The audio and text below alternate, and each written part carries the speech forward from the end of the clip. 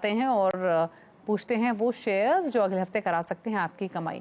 तो आज से बताइए, पहला स्टॉक आपने कौन सा आइडेंटिफाई किया है, क्या टारगेट्स दे रही हैं, किस बेसिस पे रेकमेंड कर रही हैं, बताइए।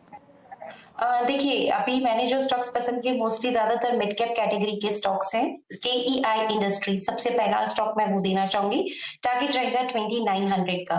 केईआई इंडस्ट्रीज की बात करें तो बेसिकली वायर्स बिजनेस में ये कंपनी काम करती है। ऑल्दो अगर हम Q1 ऑफ FY24 के नतीजे देखें तो वो इतने स्ट्रांग नहीं थे। उसके पीछे का एक मेजर कारण था कि वॉल्यूम ग्रोथ इतनी बढ़िया कंपनी नहीं दिखा पाई क्योंकि कैपेसिटी कंस्ट्रेंट हो रहा था। कंपनी ऑलरेडी 90% कैपेसिटी पे काम कर रही थी, तो उस वजह से जिस तरह से उसके बाकी के पेयर्स अपना परफॉर्मेंस दिखा रहे थे, कंपनी नहीं दिखा पाई।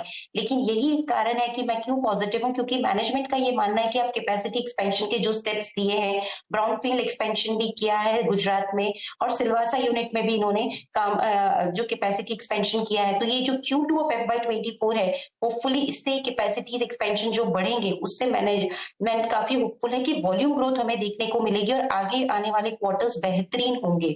तो केईआई इंडस्ट्रीज मुझे ऐसा लगता है on the basis of capacity expansion काफी बढ़िया ग्रोथ रहने वाली है और 16 से 17% पूरे FY24 के हम यहाँ पे एक रेवेन्यू ग्रोथ मान के चल सकते हैं। तो लॉन्ग टर्म पर्सपेक्टिव से केईआई इंडस्ट्रीज अच्छा लगता है। 2900 के इनिशियल टारगेट के लिए मैं खरीदारी करने की सलाह दूंगी।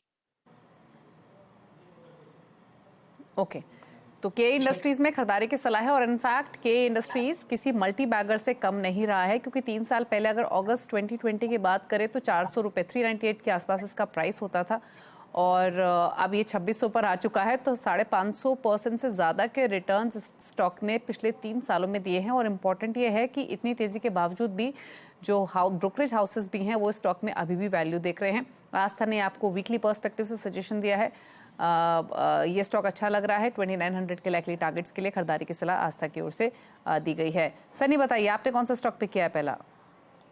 मेरा आज का पहला पिक रहेगा GMDC, Gujarat mineral development corporation.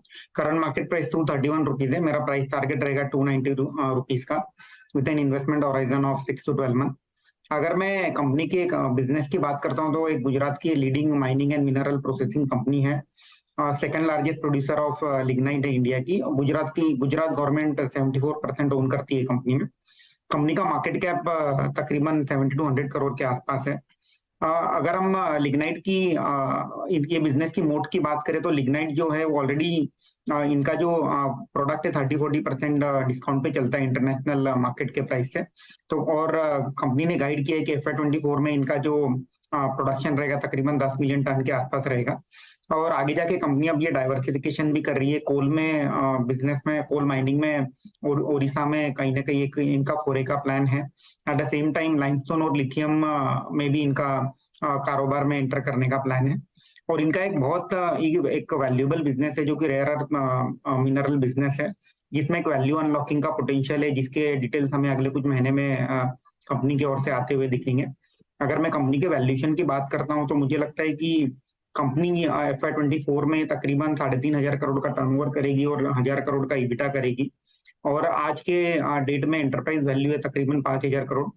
तो ये दर्शाता है कि EV EBITDA कंपनी का आज के डेट में 5x है, जो कि मुझे लगता है कि काफी चीप है as compare to other mining and mineral company. और डेफिनेटली ये वैल्यू बाय है with an short to medium term perspective.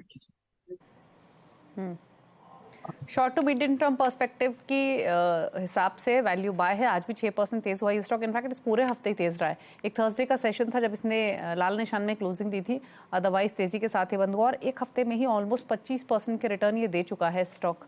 तो इस हफ्ते तो काफी स्ट्रॉन्ग रहा। एक्सपेक्ट करते हैं कि शॉर्ट टर्म में भी ये स्ट्रेंथ बनाए रहे। 290 के टारगेट्स दे रहे हैं सनी। खरीदारी की सलाह है GMDC में। आस्था बताइए, दूसरी